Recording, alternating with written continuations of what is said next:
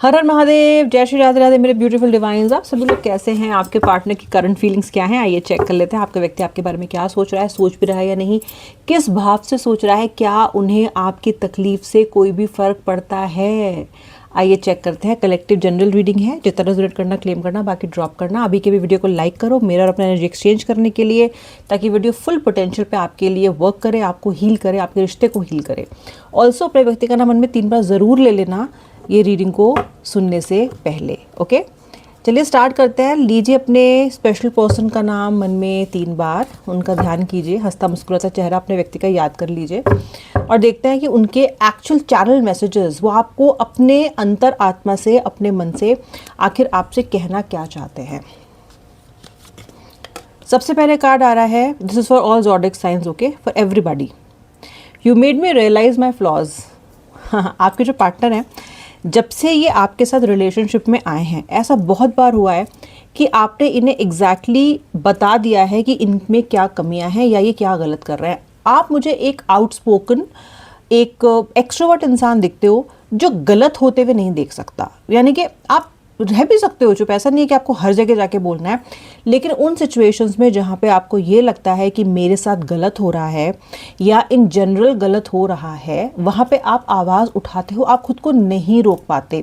आप कितना भी सोचो कि यार मैंने ये बोला तो उसको बुरा लग जाएगा, या हो सकता है ये बुरा मान जाए, ऑफेंड ले ले इस चीज़ का, लेकिन जब तक आप उसे कह नहीं दोगे भाई, आपके पेट का दर्द नहीं जाता है। You are somebody who is outspoken, vocal.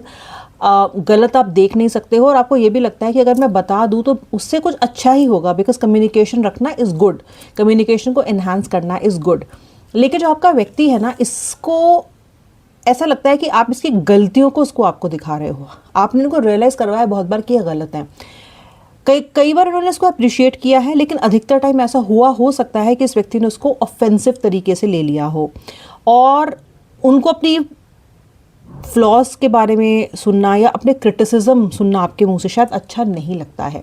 This can be one of the reasons for him और हर टेकिंग फ्यू स्टेप्स बैकवर्ड्स। हालांकि ये गलत है, क्योंकि आप नहीं बताओगे तो कौन बताएगा, और किसी भी रिश्ते को हेल्दी रहने के लिए उसमें इन्वॉल्व 2 लोगों को अपनी अपनी गलतियां जानना जरूरी है। But this person is also saying that you have made me realise, not that कि आपने हमेशा बताया तो उन्हें बुरा ही लगा है। कई बार ऐसा हुआ है कि आपने बताया है, उन्होंने रियलाइज भी की है कि वो गलत कर रहा है या गलत है ये बात। Okay, next card, commitment. या तो व्यक्ति आपको कमिटमेंट देना चाहते हैं या फिर ये कमिटमेंट दे चुके हैं आपको। ऑल राइट, मुझे इस इंसान के दिमाग में ये भावना दिखाई दे रही हैं कि मुझे अपने पार्टनर को कुछ कमिट करना है, मुझे उसे वापस लेके आना है, यानी कि ये आपको वापस लाना चाहते हैं। या तो this person wants to put a ring in your finger, और this person wants to tell you कि यार मैं तेरे लिए ना सारी ज़िंदगी रहने वाला हूँ, डोंट वरी, या रहने वाली हूँ। समवेयर इनके अंदर आपको कमिट करने का, आपसे कुछ अच्छी बात कहने का, आपको ये बताने का that no I am there for you and I will commit, so just wait for me and don't give up on me. इस तरह की एनर्जी मुझे यहाँ पे दिखाई दे रही है। मुझे कमिटमेंट की एनर्जी आ रही है। ये व्यक्ति चाहते हैं कि आप इनके भविष्य का हिस्सा बनो। ये व्यक्ति चाहते हैं that you become the part of this persons future. अब आप बोलोगे कि मैम पास्ट और प्रेजेंट तो उसने सत्यानाश लगा रखा है, तो क्या ही फ्यूचर इसको चाहिए। यार जो भी है, इस व्यक्ति का अहंकार, अभिमान, इस व्यक्ति का भाग जाना, इग्नोरेंस, जो भी, even having said all this and जो भी आप दोनों के बीच में घटा है, उसके बाद भी ये व्यक्ति आपको अपने फ्यूचर का पार्ट देख रहा है। इसको आप चाहिए अपने फ्यूचर में। पास्ट में जो हुआ और प्रेजेंट में जो चल रहा है, इर्रिस्पेक्टिव ऑफ दैट फैक्ट, इस व्यक्ति का जो मन है वो हमेशा आपको लॉन्ग करता है, आपके बारे में सोचता रहता है और कहीं ना कहीं आपको अपने फ्यूचर का हिस्सा बनाना ये व्यक्ति चाहता है। Let's see the next card, mistakes.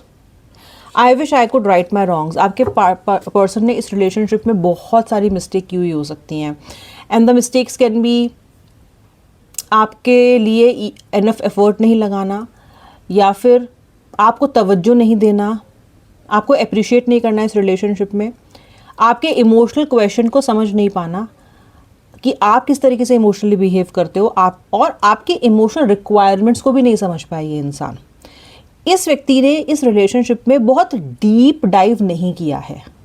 ऊपर ऊपर से अरे सब ठीक तो चल रहा है, सब बढ़िया है, सब ये सब वो, ये व्यक्ति करता रहा है और ये इसकी सबसे बड़ी गलती रही है, क्योंकि आप एक इंटेंस, रोमांटिक, पैशन इंसान हो इस रिलेशनशिप में। और आप जैसे इंसान के लिए अगर पार्टनर केवल खाना पूर्ति कर रहा है और केवल ऊपर ऊपर से ही इमोशंस दिखा रहा है एंड उसके बिहेवियर में वो रिफ्लेक्ट नहीं कर रहा है, तो वो कनेक्शन आपको कहीं ना कहीं ज़रूर खलेगा, the kind of person you are. तो ये बोल रहे हैं कि इन्होंने वो गलतियाँ की है, क्योंकि जब आपने इनको और आपने इनको इनकी वही फ्लॉज बताई भी होंगी कि देखो तुम गलत कर रहे हो, this is know how it should be, ये तरीका नहीं है रिलेशनशिप को जीने का, निभाने का, तब इन्होंने आपकी बात नहीं सुनी। तब वो होता है ना, सूखे पत्ते होते हैं, उन पर आप पैर रख के आगे बढ़ जाते हो, वो एकदम चुर्र की आवाज़ उनमें से आती है, एकदम वो चूरा हो जाता है उनका, वैसे आपके दिल का चूरा करके ही आगे बढ़ गए। Now when I'm doing this reading at this point of time, this person is realizing his or her mistakes. Why? क्योंकि आपसे दूरी ना इतनी पीड़ादायक है, इतनी दर्दनाक है इनके लिए कि अभी इनको लग रहा है कि यार वो गलती मुझे मान लेनी चाहिए थी, जो वो कह रही थी, जो वो कह रहा था, उस पर ज़रा सोच लेना चाहिए था, अगर मैं सोच लेता तो ये नौबत नहीं आती, राइट? तो ये जो मिस्टेक्स इन्होंने की हैं इस रिलेशनशिप में, उसके बारे में ये सोच रहे हैं। एंड ये क्या सोच रहे हैं, काश मैंने वो गलतियाँ उस वक्त ना की होती, और काश मैं आज उन गलतियों को ठीक कर सकता या कर सकती।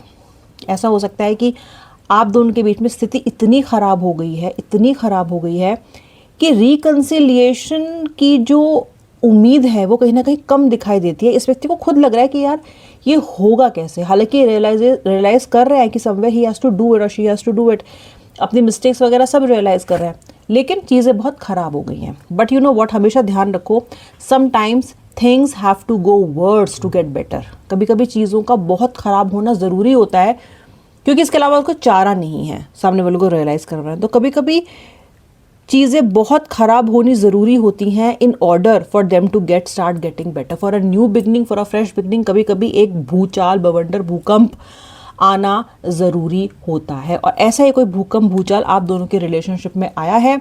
अब आपका व्यक्ति अपनी मिस्टेक्स को रियलाइज़ कर रहा है, काश उसने ये ना किया होता। अब आपको वापस हासिल कैसे करेगा या करेंगी? अब आप बहुत दूर दिखाई दे रहे हो, मे बी हिल टॉप पे दिखाई दे रहे हो, वहाँ जाके उससे बात कैसे करूँ, छूँ कैसे, उससे बुलाऊँ कैसे?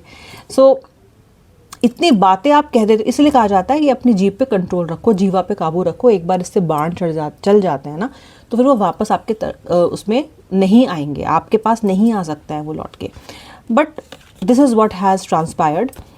नेक्स्ट है इनडिसाइसिव। जैसे कि मैंने आपसे बोला कि इस पर्सन को ना डिसीजन लेने में हमेशा प्रॉब्लम रही है, और ये इस रिश्ते में बहुत इनडिसाइसिव रहा है। हो सकता है आपसे अपने पेरेंट्स से आपके लिए इसको बात करनी थी, इसने नहीं की। थर्ड पार्टी स्थिति में था, उसे छोड़ के आपके पास आना था, और आपने इसको मौके भी दिए, नहीं ले पाए डिसीजन। कुछ सुधार, कुछ एफर्ट्स आपने कहा लगाओ, आपने समय दिया, कुछ टाइम करेक्ट करने की कोशिश की, नहीं किया उन्होंने, वो भी उसका फ़ायदा, उस समय का फ़ायदा उन्होंने, उस मौके का फ़ायदा उन्होंने नहीं उठाया। अब ये सब क्यों होता है?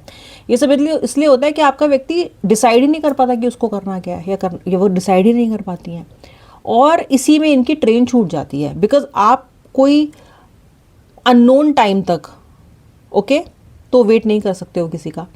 आपने भी इनके एक्शंस का बहुत टाइम तक वेट किया। अब जब इन्होंने नहीं लिया है, तो इनकी इनडिसाइसिवनेस से, डिसीजन ना लेने की क्षमता से, फैसला ना लेने की जो इनकी इनएबिलिटी है, उससे परेशान होकर आपने कहीं ना कहीं अपने लिए कोई डिसीजन लिया है, या फिर फ़िलहाल आप चुप हो गए हो इस कनेक्शन में। You are not giving any energy to this relationship, you are just sitting back and praying to God that things work out. लेकिन जो एक एक्टिव एफर्ट होता है वो आप नहीं डाल रहे हो, क्योंकि यू आर टायर्ड, थक गए हो, छाले पड़ गए हैं पैर में आपके चलते चलते, और उस जर्नी में जहाँ पे आपको मंजिल दिखाई नहीं दे रही दूर दूर तक।